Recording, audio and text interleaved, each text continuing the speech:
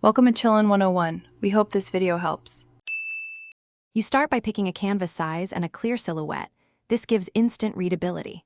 Draw a simple base shape, circle, square, or triangle, and block it with a strong, contrasting color so the icon reads at small sizes.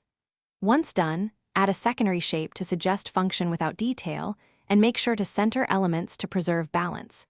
Keep your strokes clean. Early simplicity prevents clutter later, and choosing a bold silhouette speeds the rest of the process.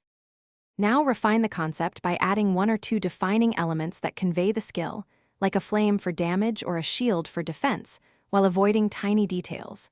Use a single highlight color and one shadow color to model depth. This keeps the icon legible at 32px.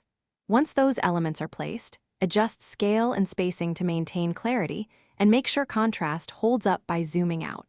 If something conflicts, simplify shapes rather than add lines. Finish by polishing edges, aligning pixels, and exporting multiple sizes so you can test readability across use cases.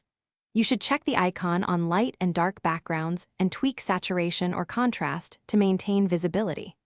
Once done, add subtle highlights or a soft drop shadow for separation, but make sure not to overcomplicate. If the icon becomes unreadable at smaller sizes, remove one element or increase contrast immediately. That one troubleshooting tip saves iterations and keeps your design effective. Thanks for watching. Consider subscribing if we helped you.